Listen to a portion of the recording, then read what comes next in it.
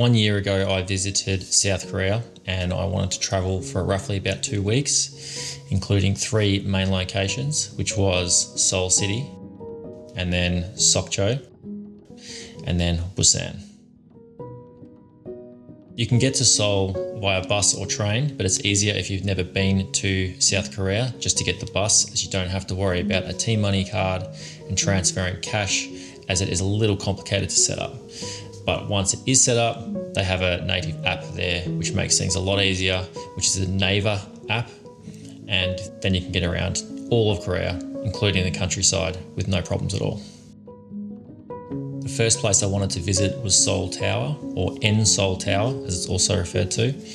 And this had some of the most spectacular viewing locations to actually see the city there, which was completely mind-blowing, to be honest, especially at night time.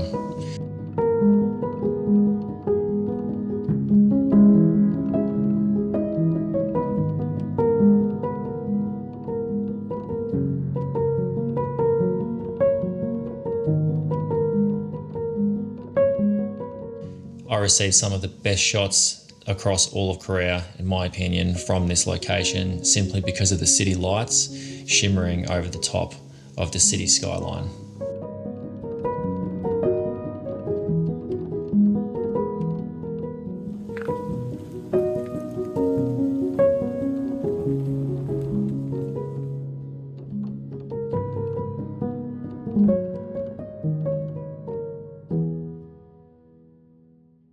I was quite surprised with the amount of Christmas lights you could also see from not only the Seoul Tower, but all throughout Seoul, as they really do celebrate the Christmas and New Year season, especially with South Korea being one of the main countries where LEDs are made. You can imagine that'd be pretty crazy, especially at night time.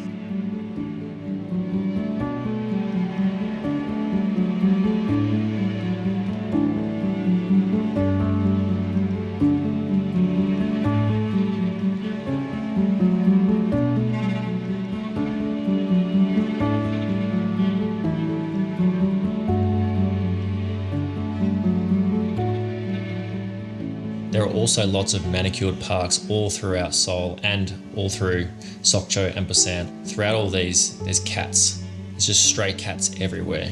And they're super friendly, but they don't like to be patted. So they're a bit timid, but they have no problem coming up to walk around you. And I'm a big fan of Philip Bloom and One Man 5 Cats. So, shout out to you, Philip, if you're watching this. The city also seems super safe considering some of the other places I've been to. And you can see people exercising at night in parks, especially even the elderly going for their walks, as their working days are pretty big over there. And they're just cruising, just loving it. So I'm actually quite surprised at how free the environment was around the city areas.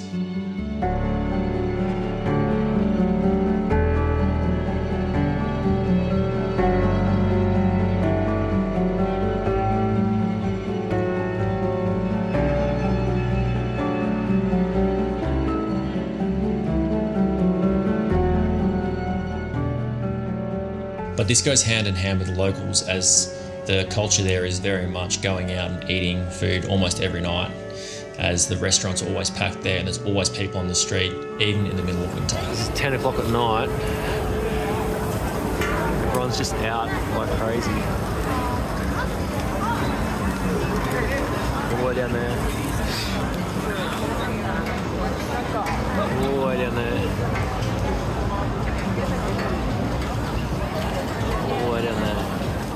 Food is fairly cheap in Seoul as well. Electronics are not, they're actually quite expensive, so don't get your hopes up if you're thinking about buying a new TV.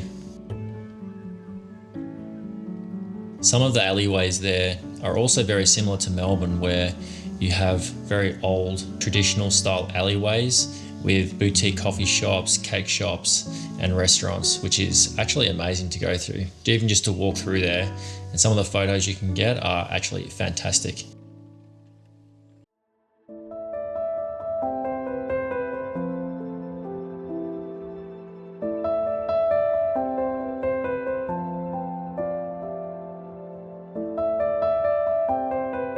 The other major thing in Seoul is the traditional Buddhist temples that are spread throughout the city and surrounding areas. And they're absolutely amazing, as a lot of them are restored and parts of those buildings are actually original from hundreds of years ago. So you could spend roughly 2 to 3 days just discovering all of the temples around Seoul City.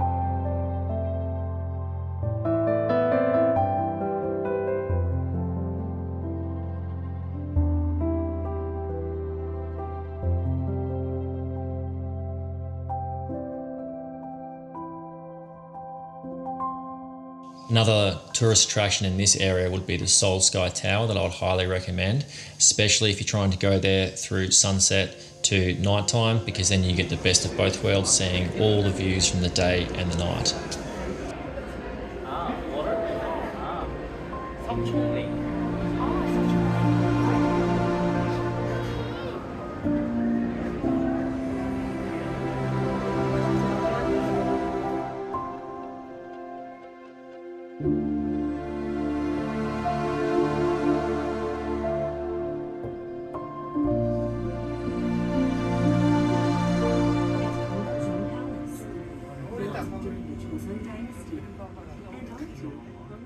So the accommodation on where you're staying is very much a you get what you pay for situation. So I stayed at some really basic places, which was about $17 to $20 Australian a night, which is about $15 US. And you definitely see some things in these hotels. So you want to try and avoid the cheapest as you can buy. But if you stay in the median area of price point in the area, like maybe $30 to $40, and this was off-peak season, obviously, then you can actually get some really nice views and accommodation, which is going to be way more comfortable and cleaner than some of the other options.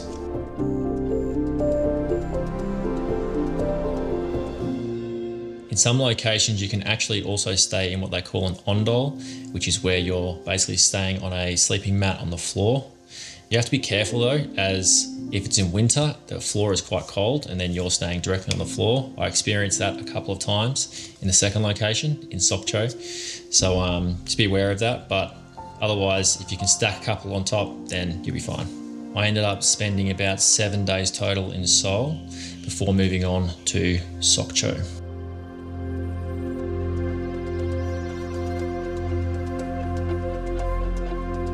The easiest way to get to Sokcho, which is on the eastern side of the country, is by bus, but you can also drive there if you do have a hire car. It's not that far, probably takes you half a day to get there. This city is situated right on the ocean front, and it has the Seoraksan Mountains surrounding this city, which means you can always get fantastic photos and also some awesome sunset locations to try and view both the city and the mountains all together in one scene. I then stayed up for New Year's Eve to try and capture any sort of fireworks which we'd normally celebrate here in Australia. There was absolutely nothing, and it was just me on the water on my own at midnight, which was not embarrassing at all. I cannot believe this. That's it. It's just one dude setting off some fireworks. I'm going back to bed.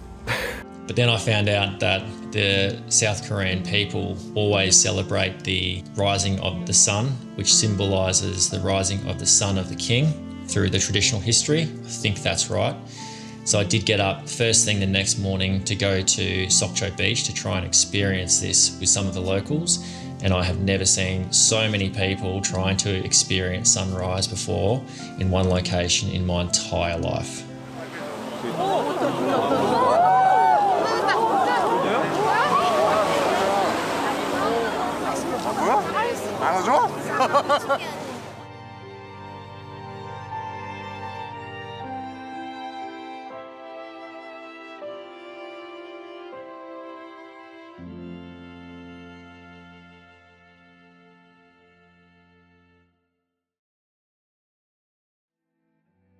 The Sokcho Mountains are only 12 to 15 minutes bus ride to the main centre of the Seoraksan mountain ranges. Yeah, this is one of my favourite places. I have a whole video dedicated to that, but here is some footage of the hikes that I was doing there to try and show you what you'll be encountering if you do want to visit that location.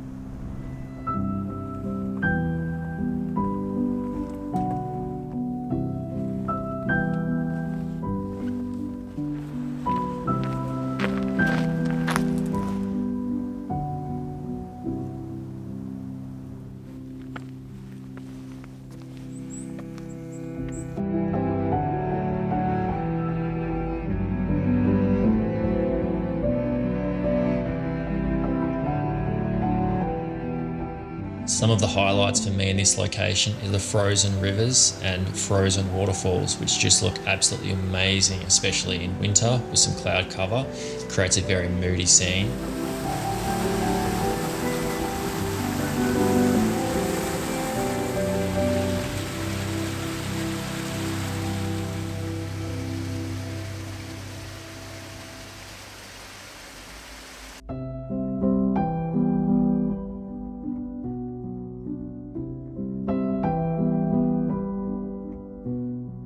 The other highlight for me is the temple that is just past the main Seoraksan entrance, and I think it's called Hwangnyeongsan. I'll put it somewhere because I cannot pronounce it, but it's absolutely fantastic. So if you're going there, definitely check this out. I think it's free entry as well to get into this, and it's right at the base of all of the hiking areas, so you can take off and then spend your day in the mountains after that. As I like to spend most of my time in the mountains, it took me roughly 3 days to experience Seoraksan mountain range, and you can probably get around with 2 to 3 days of Sokcho City if you're just running around seeing the local sites and the attractions. Next, I headed by bus down to Busan, which is the second largest city of South Korea, and this is located way down south on the east coast of the country.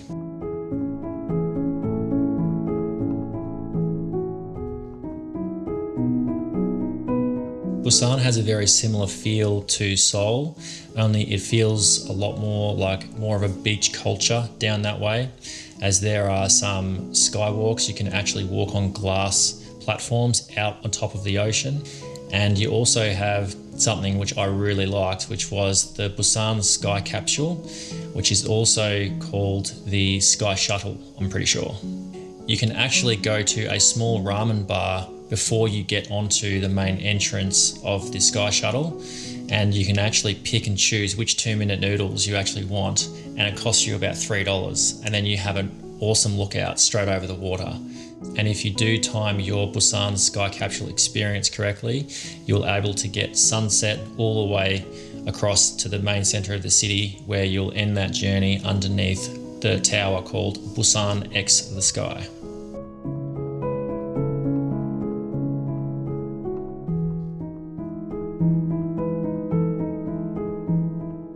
you can actually get entry into this tower for another lookout, very similar to Seoul Tower back in Seoul.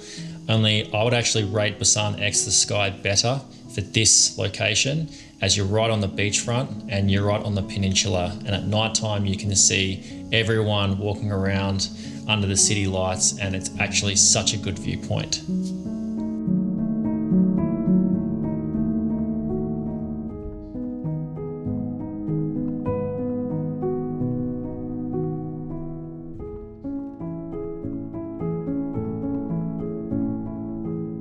Walking down the coastline in this city is actually amazing too, because the light shows that they put on throughout this time of year, through Christmas and New Year's, absolutely destroys anything I've ever seen, especially here in Melbourne.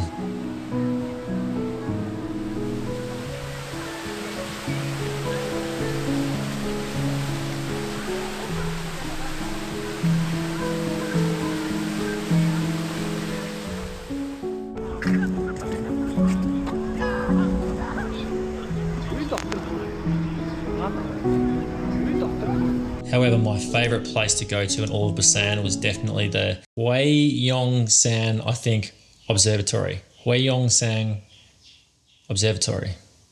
But this area was just amazing. It was absolutely freezing cold on these nights I was here, with a slight wind coming off the ocean. It was roughly minus 10 degrees to minus 18 degrees on the night that I was there.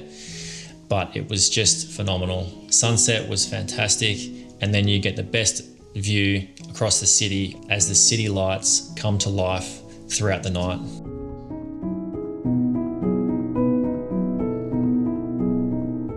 To get here, you can actually hike up directly from the city if you do have the legs for it, or you can get a bus that goes all the way back around to the back streets. Then you can walk the final section up to the actual observatory.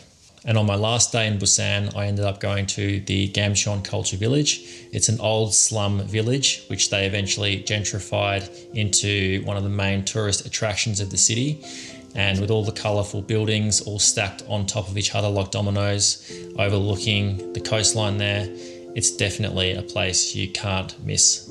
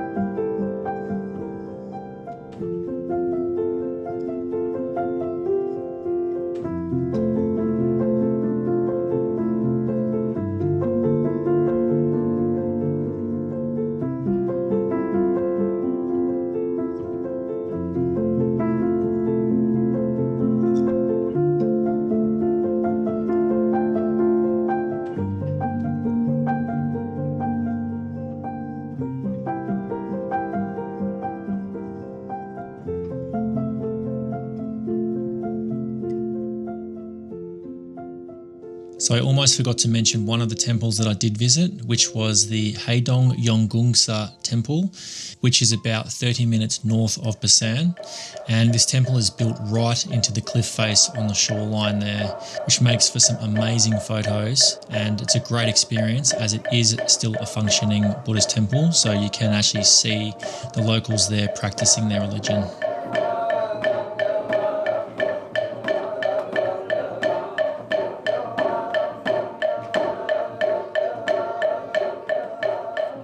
The next day I ended up venturing back to Seoul, and you can get there by two ways. I chose the luxury bus option, which was actually one of the most unreal buses I've ever seen, as the seats are pretty much like a Rolls Royce. So I definitely was not complaining my whole trip back.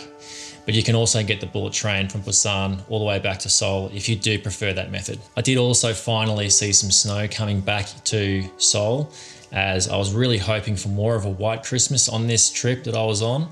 But unfortunately, I didn't see almost any snow for the first 2 weeks of my trip. So it was actually a relief to start to see some snow falling on the drive back to Seoul. Oh, this is just ridiculous. I love it. So. Ah man, I got to open a bit more.